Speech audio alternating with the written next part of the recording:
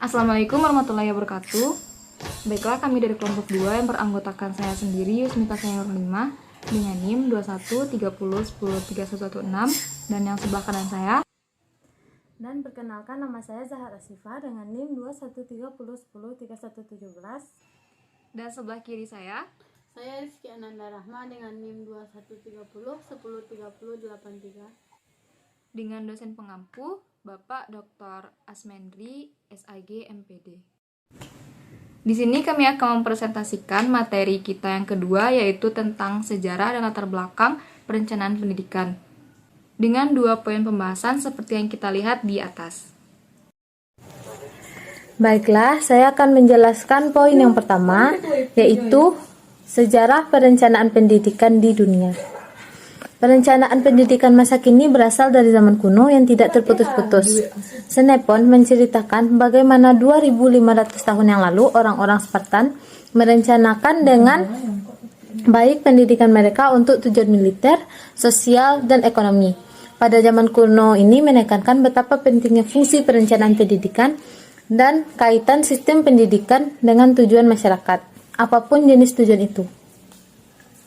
Oleh karena itu, pada pertengahan abad ke-16, John Knott mengusulkan suatu rencana untuk sistem persekolahan dan kursus-kursus nasional sehingga bangsa Skot memiliki suatu bentuk perpaduan antara kepuasan spiritual dan kesejahteraan material. Beberapa contoh historis perencanaan pendidikan yang disebutkan di atas sangat berbeda dalam hal ruang lingkup, tujuan, dan kemajemukannya. Beberapa ditujukan untuk seluruh bangsa, lainnya ditujukan kepada lembaga-lembaga secara sendiri-sendiri. Beberapa tidak diragukan jauh lebih efektif dari yang lain. Beberapa hanya musiman, yang lain menyangkut proses yang terus-menerus dan dalam jangka waktu yang cukup lama. Beberapa di dalam susunan yang sangat otoriter, dan yang lain lebih demokratis dan pluralisme. Disimpulkan bahwa perencanaan pendidikan yang khas yang berlaku di kebanyakan tempat sebelum Perang Dunia Kedua dan yang berlaku untuk generasi-generasi sebelumnya itu mempunyai 4 ciri utama. Yang pertama, berpandangan jangka pendek, artinya hanya berlaku sampai anggaran tahun berikutnya. Sistem pendidikan yang sangat fragmentaris, artinya bagian-bagian direncanakan sendiri-sendiri. Yang ketiga, bentuk perencanaan tidak dinamis, artinya ciri-cirinya tidak berubah dari tahun ke tahun. Dan yang keempat, tidak terintegrasi. Artinya, lembaga pendidik direncanakan sendiri, tidak ada hubungan yang nyata dengan kebutuhan dan keinginan masyarakat serta ekonomi pada umumnya. Baiklah, di sini saya akan menjelaskan mengenai bentuk-bentuk perencanaan pendidikan. Perencanaan pendidikan ini dibagi menjadi 3 bentuk. Yang pertama yaitu perencanaan pendidikan yang bisa kita lihat dari segi waktu, ruang lingkup, dan pendekatannya. Yang pertama, apabila ditinjau dari segi waktu, perencanaan pendidikan ini dapat dibedakan atas 3 perencanaan pendidikan, yang diantaranya adalah yang pertama yaitu perencanaan jangka panjang yang berkisar antara 11 sampai 30 tahun, dan yang kedua perencanaan jangka menengah yang berkisar antara 5 sampai 10 tahun, dan perencanaan jangka pendek antara 1 sampai 4 tahun. Ketiga bentuk perencanaan tersebut berkaitan antara satu dan yang lainnya.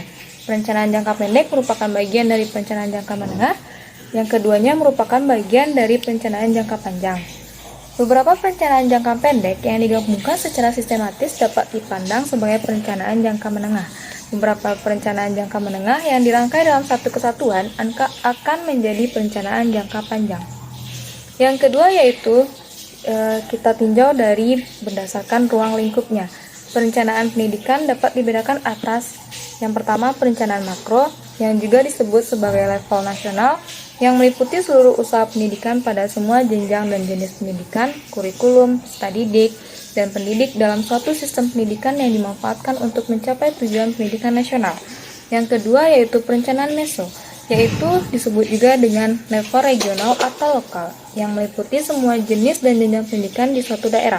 Serta yang ketiga, perencanaan mikro. Perencanaan ini biasanya bersifat institusional yang meliputi berbagai jenis kegiatan perencanaan pada suatu lembaga atau satuan pendidikan tertentu atau pada beberapa lembaga yang sama dan berdekatan lokasinya.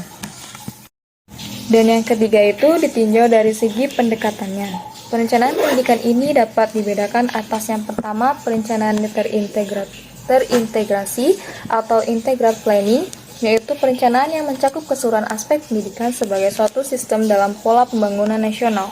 Yang kedua, perencanaan komprehensif atau comprehensive planning, yang artinya perencanaan yang disusun secara sistematis dan sistemik sehingga membentuk satu kesatuan yang utuh dan menyeluruh. Dan yang ketiga, perencanaan strategis atau strategic planning, yaitu perencanaan yang disusun berdasarkan skala prioritas sehingga berbagai sumber daya yang ada dapat diatur dan dimanfaatkan secermat dan seefisien mungkin.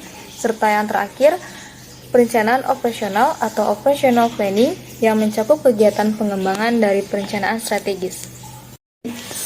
Selanjutnya saya akan melanjutkan poin terakhir, yaitu jenjang perencanaan pendidikan. Jenjang perencanaan pendidikan dibagi menjadi dua. Yang pertama, perencanaan strategi. Perencanaan strategi yaitu proses pendayagunaan sumber-sumber dan strategi yang mengatur pengadaan dan pendayagunaan sumber untuk pencapaian tujuan. Hal tersebut bertujuan untuk mencari bentuk dan identitas pada masa yang akan datang. Dengan mempertimbangkan berbagai kompleks dalam suatu sistem yang mempunyai ciri-ciri sebagai berikut. Ciri-ciri yang pertama yaitu sistematik dan sistemik. Yang kedua, berorientasi pada output dan konfigurasi keinginan. Yang ketiga yaitu mempunyai tujuan menyeluruh. Yang keempat, berdimensi jangka panjang, menengah, dan pendek. Yang kedua yaitu perencanaan koordinatif. Perencanaan koordinatif ditunjukkan untuk mengarahkan jalannya pelaksanaan sehingga tujuan yang telah ditetapkan itu dapat tercapai secara efektif dan efisien. Tiga jenis perencanaan tersebut yaitu yang pertama, strategic planning dan operational planning. Perencanaan strategis berbagai upaya untuk mempersiapkan seperangkat desis di masa yang akan datang yang mempengaruhi keseluruhan kegiatan yang dilaksanakan oleh suatu organisasi. Yang kedua yaitu perencanaan taktis. Perencanaan taktis itu sendiri adalah sebagai upaya dalam mempersiapkan berbagai desis untuk kegiatan jangka pendek, terutama dalam lokasikan berbagai sumber yang diperlukan dalam pencapaian tujuan. Dan yang terakhir yaitu perencanaan teknis adalah proses upaya untuk mempersiapkan berbagai desis untuk dilaksanakan terutama dalam jangka waktu yang pendek. Dan untuk pelaksanaannya, tugas-tugas yang spesifik dalam rangka pencapaian tujuan yang sudah pasti atau target-target. Sekian presentasi dari kami. Thank you for watching. Wassalamualaikum warahmatullahi wabarakatuh. Bye-bye!